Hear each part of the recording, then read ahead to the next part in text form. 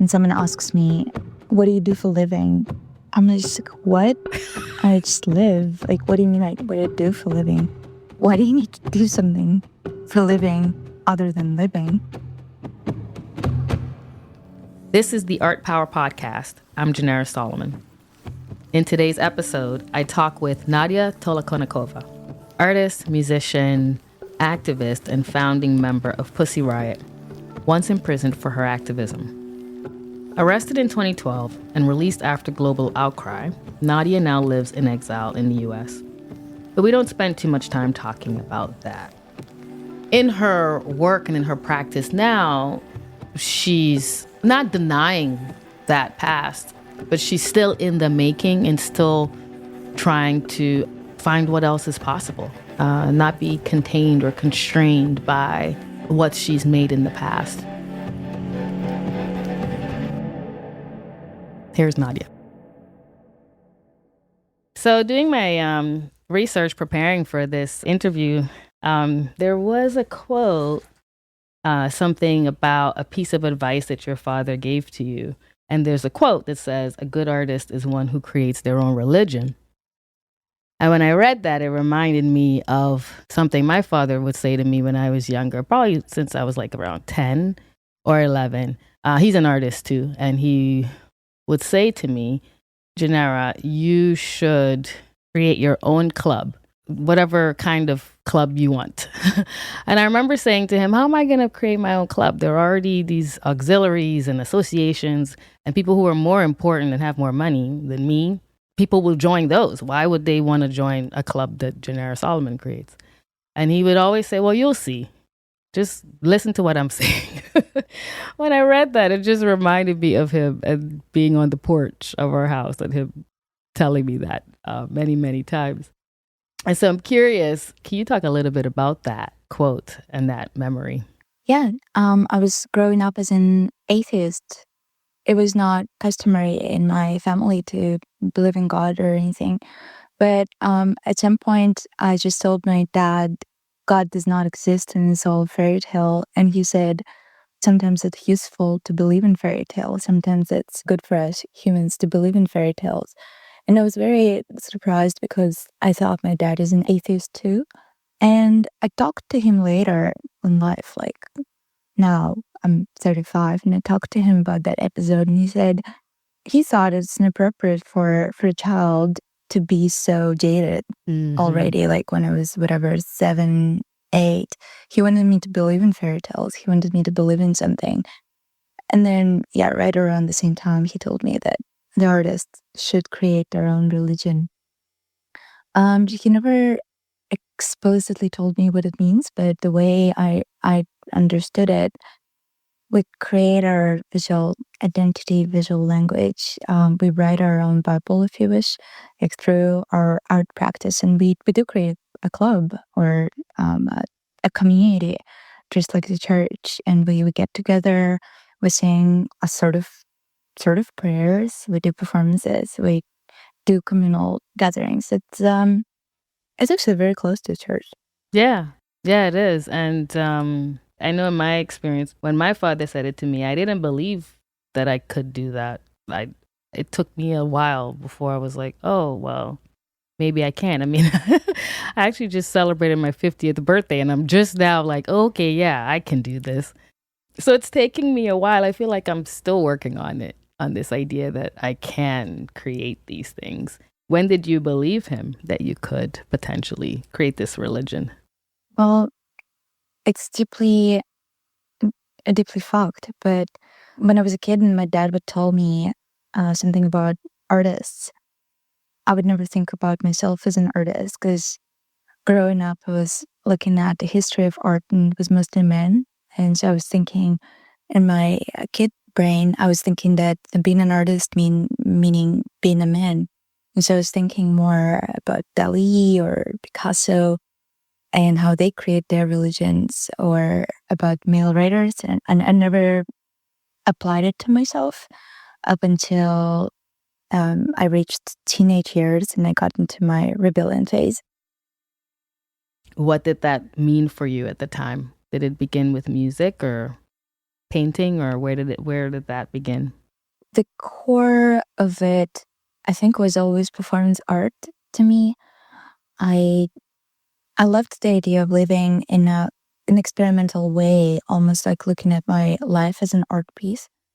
So I gave myself a promise when I was a teenager that if one day I'm going to be able to upload all my memories on a hard drive, there's going to be a movie worth seeing.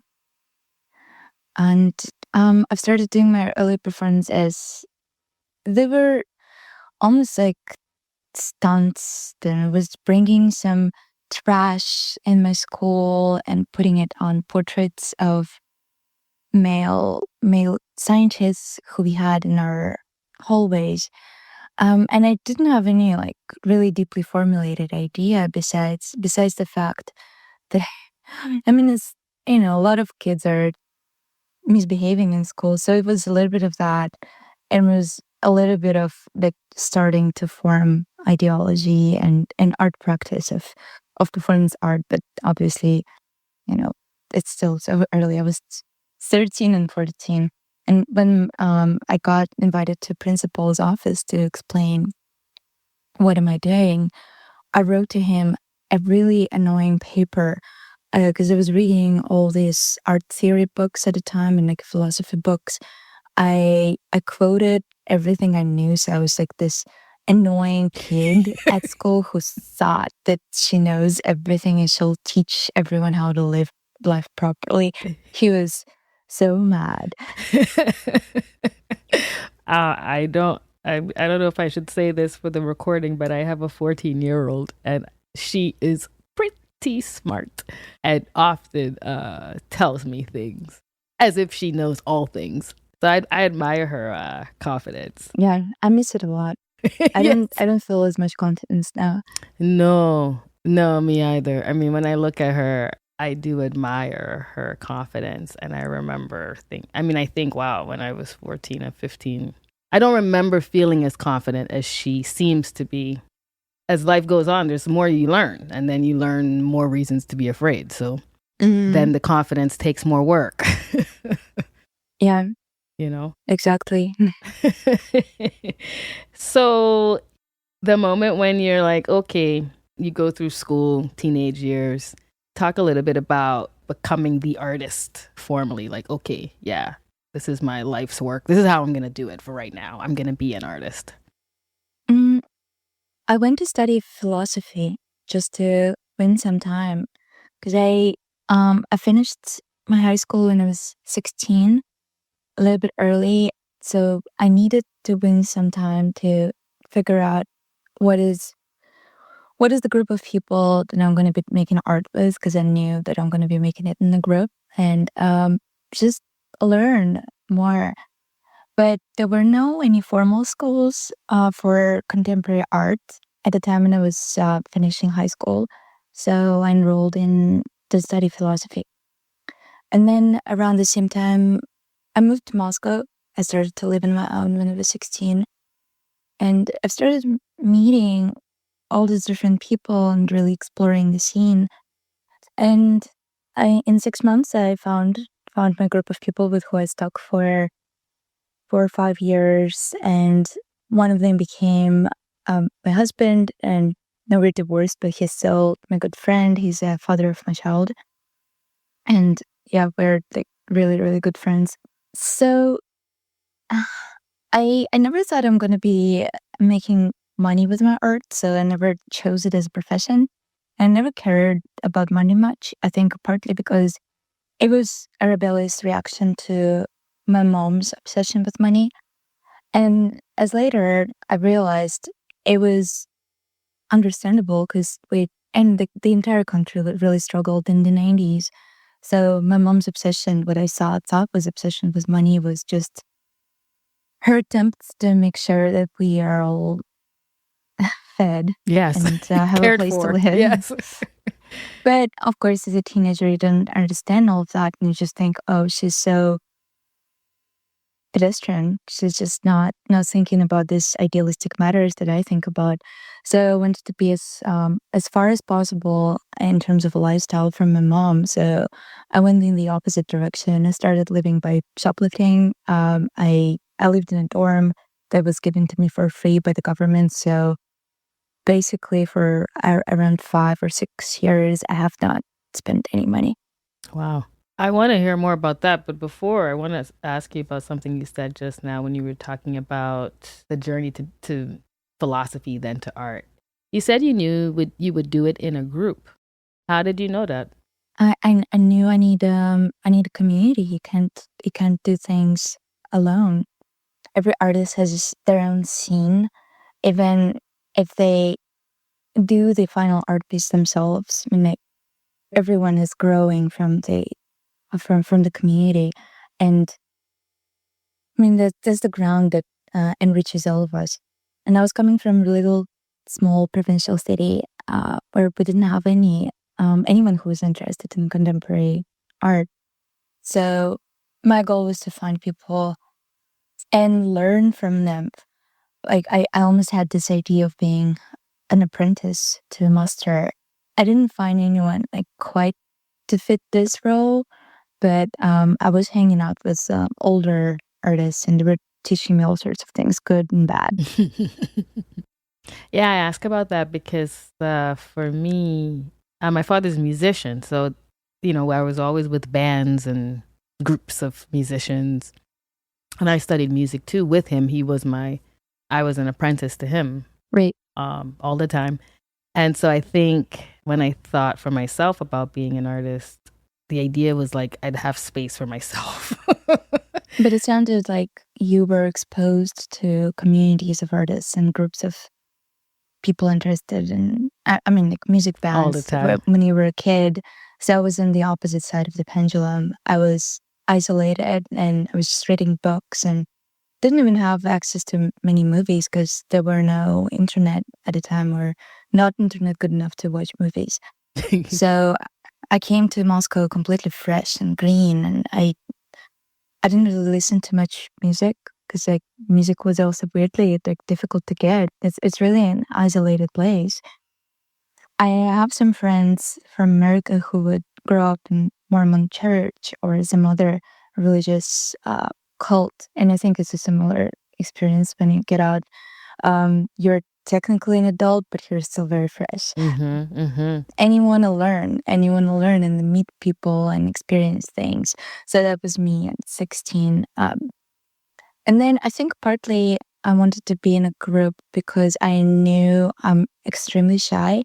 I was like extremely shy. I couldn't even express my thoughts out loud. That was my biggest problem. And I felt like I need some training.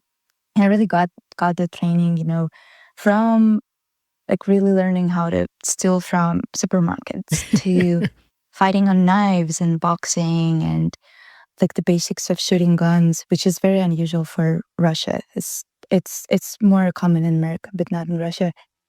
How to run from cops, like really, like I subjected myself to this like almost military boot camp, and that really helped me to be much more articulated. And it prepared you for what was to come, even though you didn't know, what was to come. Yeah. So I was interested in philosophy also, but it never occurred to me to choose it because I think the practical side of me was kind of like, what am I going to do with that? Although I think looking back, I probably would have still gone ahead if the experience of the philosophy courses at the university where I attended, it included more Black, brown people and women, then I probably would have put the practical question aside. Yeah. But it didn't.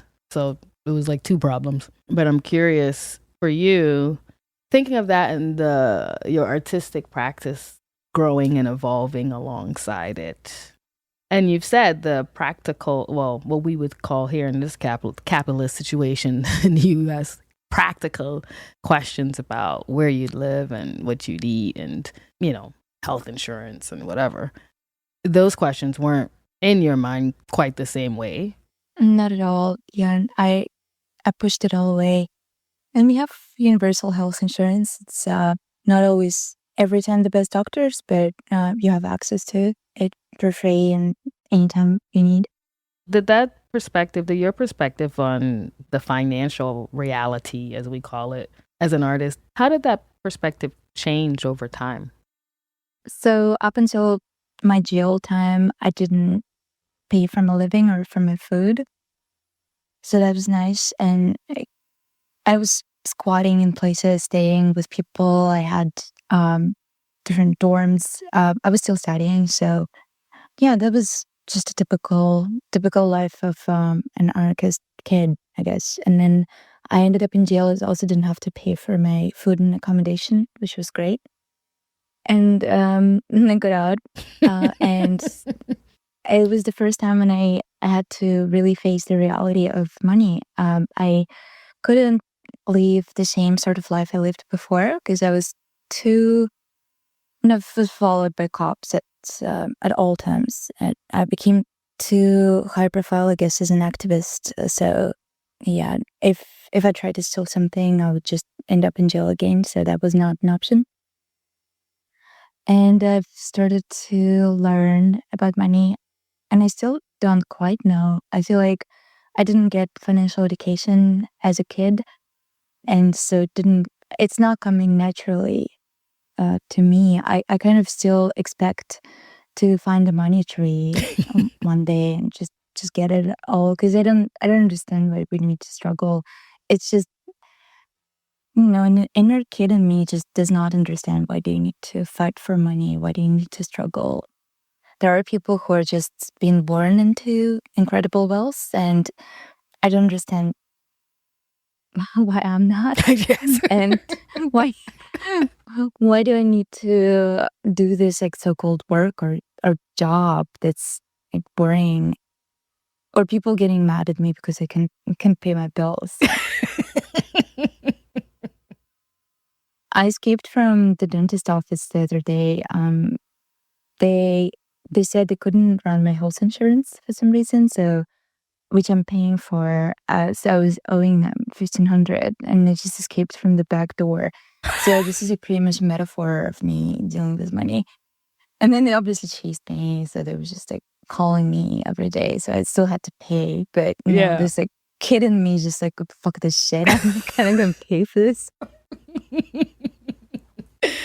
Oh my gosh. I mean, this morning, this might sound crazy, but this morning, I meditate in the mornings, and this morning's meditation, it occurred to me when I was finished, like, wow, I need retirement. Like, I need a retirement fund. And I was like doing the math in my head, like, how much would I need, like, when I'm like 60 or 70 years old to live relatively well? And then I kind of started to freak out a little bit, like, oh my gosh, so I'm 50 and I'm like an entrepreneur poet. Mhm. How is this gonna work out? And then I just was like, all right, I gotta get into the day, so I don't really have time to figure this out. Yeah. It. I mean, I always feel like we lack financial education in schools. And then there are some people who are lucky to have parents who already know how to deal with money, and they send them to schools where they teach them how to deal with money. So it's just a little bit like self-fulfilling prophecy. Hmm. Yeah, money on top of money. How does being in the US or working in the US now, how is that for you in terms of constraints or opportunities? And I ask that as an immigrant. I have some points of views about it. I'm curious to hear how it is for you and how you're thinking about it. Mm, it's weird. It's foreign, but at the same time, I like to spend a lot of time in America, and I like to do projects here because I feel like this country still has this melting pot type mentality, or at least some people have it, and it feels great. Whereas I feel like if I could just show up at a door of some European country, I would always feel like a foreigner. Hmm. So I think this spirit is not destroyed in America fully just yet. That it might, it might. I It doesn't know. seem like with Trump and Elon Yes. as heads of the country, that's this moving into the direction of more melting pot situation. But it still feels open. I mean, for you, it feels possible. I mean, there are possibilities. Kind of, yeah. I mean, but not like financial possibilities or anything. I'm just like talking about, you know, if I come to grocery store and they hear my accent, they're fine with it. They're like mostly not freaking out about it.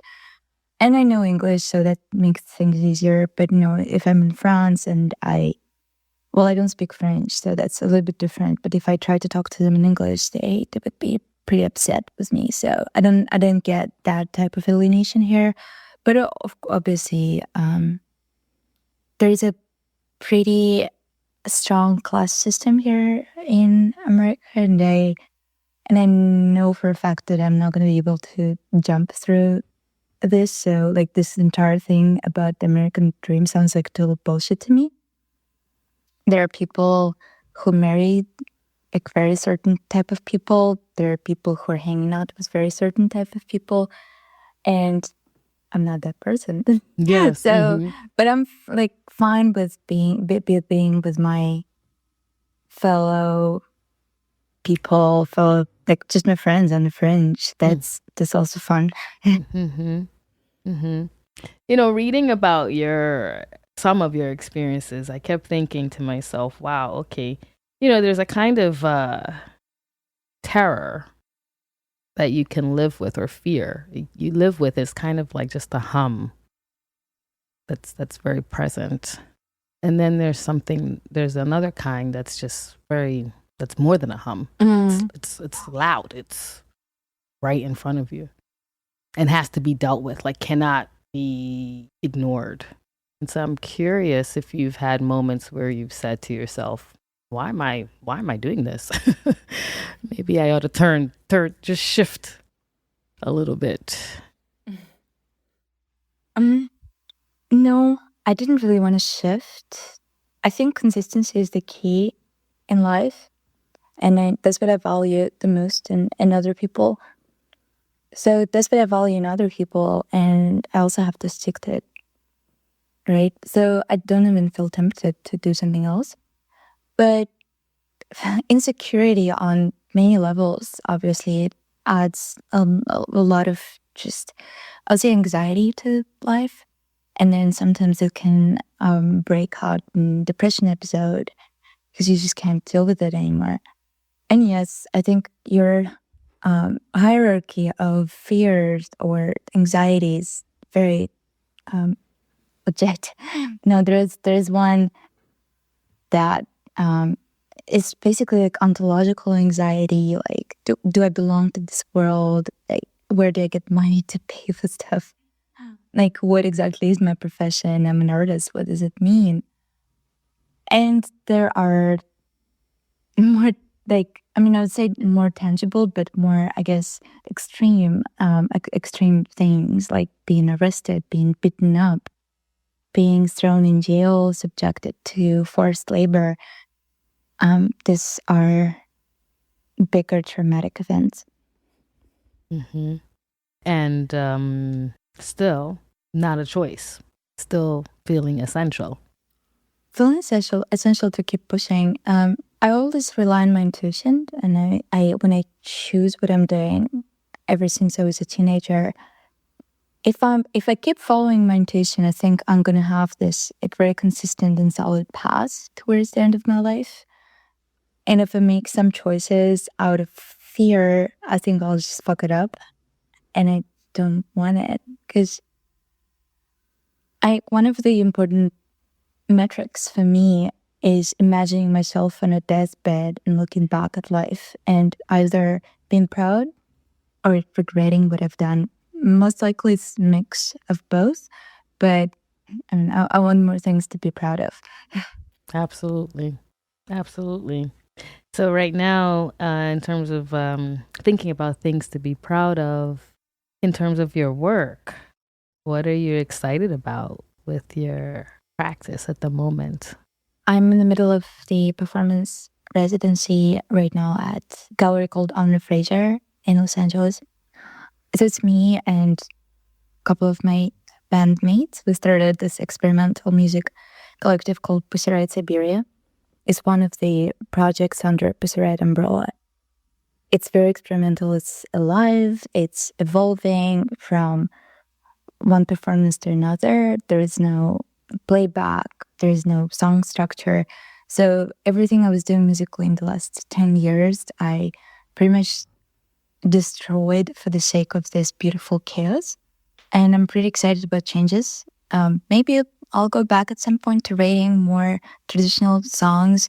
But, I feel like it's always a really a pendulum in life. You learn to do something and then you go back to chaos. Like Basira, it started with total chaos. We didn't know anything about music. We were just artists pretending how to be musicians. So we created total chaos, songs that objectively suck bad, but that was the kind of the idea. That was the vibe, yes. And then I got out of jail and I started to really learn.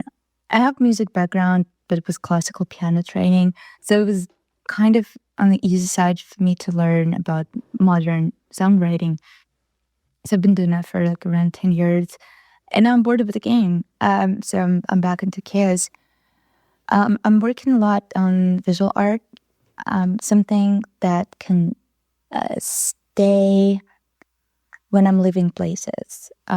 Performance art, you can bring it to places, but you have to travel with it.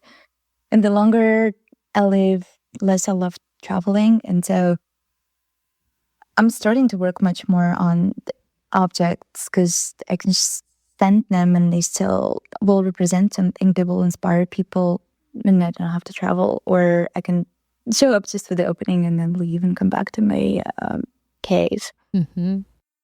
How does censorship play into what's happening for you with your work right now? And I say censorship, but it's not only like a kind of, explicit, but even institutional fears or concerns about your work or about being too closely associated to you. And there's a lot of that. Well, it is a different kind of censorship than, let's say, writing a song in Russia and like kind of looking through lyrics and thinking, will it be considered by my government as a crime? And if it will, how many years in jail I'm going to get for it? So like you're kind of calculating, reading the lyrics of your song and it's just like, okay, I'm getting 5 years for this one. Right. Is it worth it? Or should I remove some lyrics? So there is that. yes. In America, it's different, but I mean, it's like the good part is I'm not going to jail, I think. Let's hope not. But institutional, yeah, very much. I mean, I hear it a lot from people. I think there's this positivity obsession in America that I really struggle with as a Russian. I mean, the most famous author from Russia is Dostoevsky, and he's goth as fuck. Yes. So there's something in our I'm culture. familiar. Yeah. So sometimes when I do an art piece, performance or physical object, whatever, I have to think, I have this thought, and it's just like, will anyone gonna buy it? Will anyone gonna exhibit it in their gallery or a museum, or it's just too fucking dark for them? And it's not good thought to have because then you start self-censoring. But it's like you're trying to make some things happen. So you do remove the most radical things sometimes, and you keep them again on the fringe. Like if you do an art show with your friends in the garage, like this is where you exhibit those pieces. I think it's still important to have them made. Yes. But it's like, it comes with age. You understand that, yes, I mean, certain institutions are not going to take those. Yes, exactly.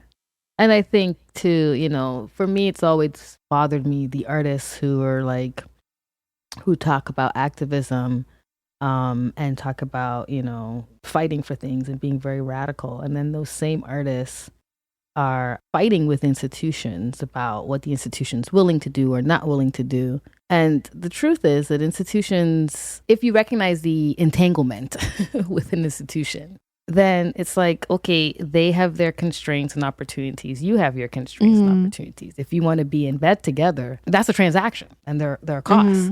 I don't know. I just think it's important for us to be very honest about it, about the opportunities and the constraints, right, with an institution, and recognize the choice, the choices, and the lack thereof sometimes. But it's fun. I mean, you can still have your own backyard to show stuff. I mean, like, nobody's taking away the opportunity for me to jump on plane, go to Indianapolis, and do a radical art action. It's called God Save Abortion in front of the Supreme Court, which I've done a couple of years ago. So yeah, you still can do stuff. And then later, some of those same people who, if you would just pitch this idea to them, they'll be like, oh my God, no, this is too controversial. This is crazy. Once they see the final object, sometimes they're just like, oh yeah, that's kind of cool. So we are going to take it. We are going to exhibit it. So just do things that you like, and then the life will figure it out. Yeah. Would you give that advice? Yeah, it's a very cruel advice, because what if things do not work out? And whatever you mean by that. But life is cruel.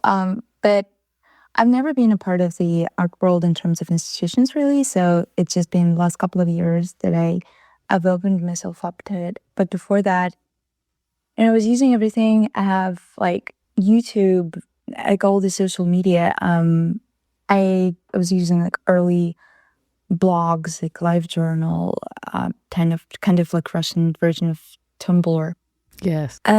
So you just use whatever you can find to really DIY things, and you build your world. I don't know if it means that it's going to work out for you, like in terms of finance. Like, there is no guarantee in that regard, but definitely you will feel fulfilled and happy, and you know that you live your life in the way that you want to live it. Yeah, but I don't think I can give much advice about the art institutions, because I just don't have enough experience. No, same. But one of the questions that would always make me petrified is when someone asks me, hey, what do you do for a living? And I'm just like, what? I just live. Like, what do you mean? What do I do for a living?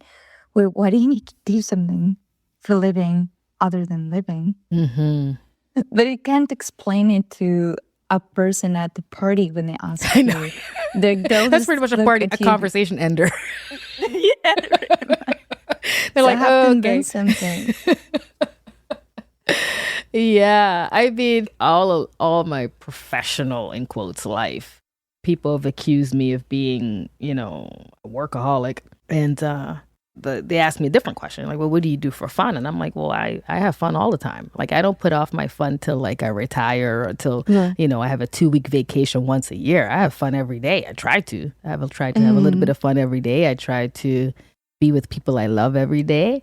Get into, quote, work that makes me feel like I'm thinking and doing something every day.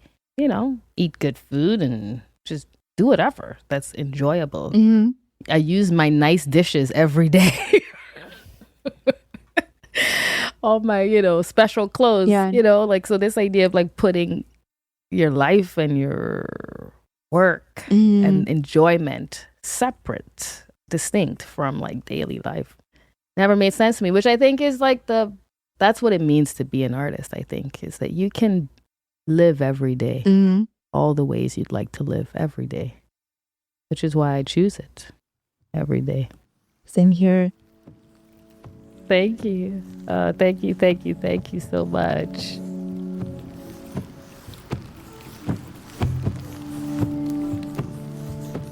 Nadya is incredibly courageous.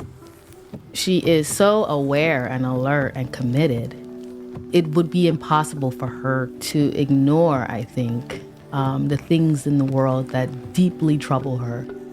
She has survived so much, and coming out of that survival is even more commitment to her mission and her purpose and her sense of herself. That's pretty inspiring.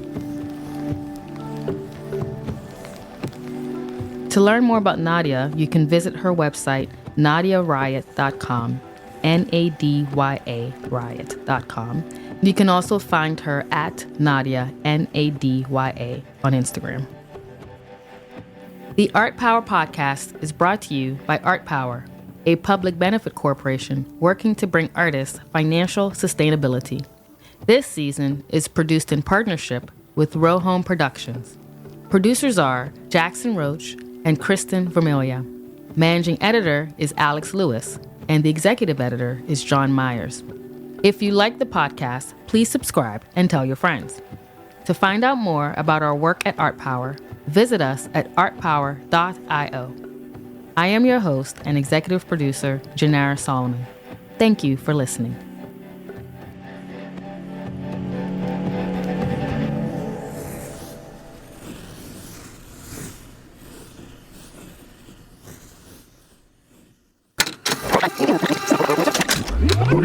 Row Home Productions.